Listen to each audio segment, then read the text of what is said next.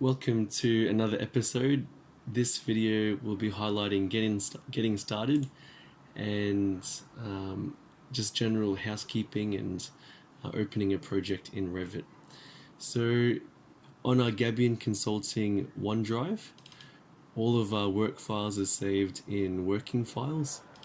So if we go there, and for this purpose, we'll have a look at our spec house for the drawing sample. And we are using Revit LT 2020 in the office. It's just loading up now. Okay, so this is how the project was last saved. So currently it's in a 3D window. So we see the tabs up here. On the left, you've got your properties. So as you click, let's say the roof, on your properties bar, it'll tell you what level the ceiling's on, the slope, when this was created, it's a new construction, but all of those informations, as you click items, will be displayed in the properties bar. Now, if we go to the right, if we bring this out a little bit, we've got a project browser. And this is how everything is organized. The final output with which what we see is in sheets, and we see all of page 1, 2, 3, 4, 5. So if we double click cover page, you'll notice, see up here too, it opened another view. So now we're in another view. The roof is blue because we've clicked it in the 3D view. So if we just click out of it, this is our page here. And if we collapse the cover page, it'll have all the views embedded onto that sheet. So we've got the 3D view, which is this thing, and this schedule of all the different sheet numbers and page and revision, that's that there. So if we hit ground floor plan,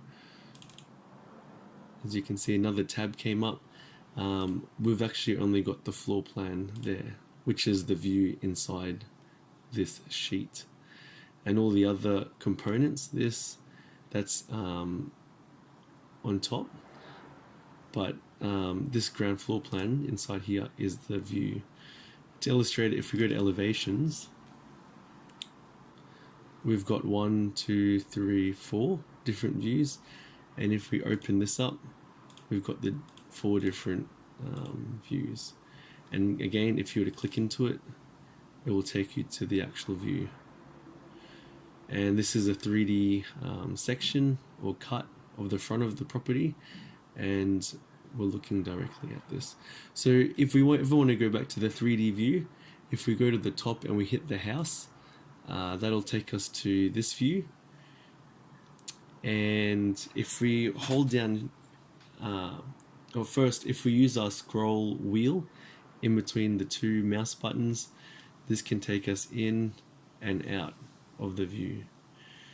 If you'd like to go around the model, if you hold down Shift while holding down your middle scroll button and then moving your mouse, that can help you to go around the model. Let's say you've got lots going on in your model space and you are zoomed right in.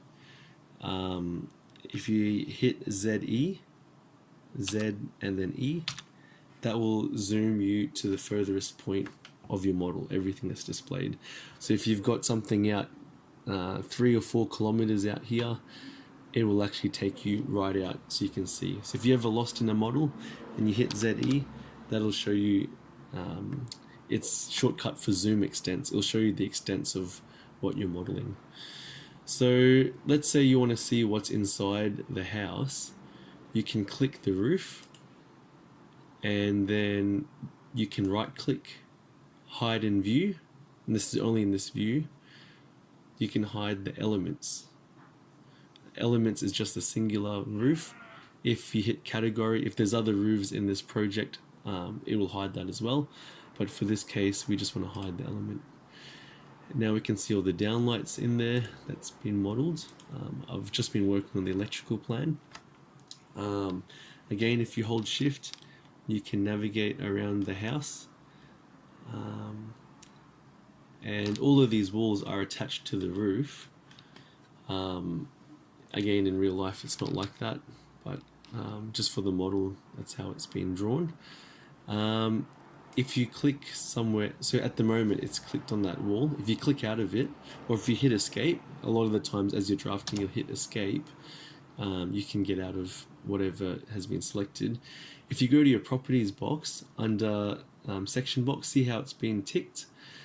At the moment we can't see that box though, so if we hit reveal hidden elements, it'll show us the roof because we've just hidden that recently. That's in pink, and we'll also see the section box, which is in pink. So you can right click, unhide and view elements, and you could do the same with the roof once you've done or finished hiding that roof. If you click that light bulb again, we call it pink view, it'll bring it back. So if we click the section box, the top bit, you can lower it and a bit more, and that will actually start cutting into the actual house. So as you can see the robe doors to the bed, that's the aircon, shower, and then if you hold shift, you can actually, and the middle button, you can go through the project. So if you want to get back to how we originally opened it, if you hit the section box again, if you bring that right up, that'll give you everything, and then you can right click the section box, hide and view element. If you click the light bulb, you can do the same with the roof. If you can't click it, you can toggle the selection by hitting tab. So I hit tab, see how it'll choose different things where my mouse is until you get the roof.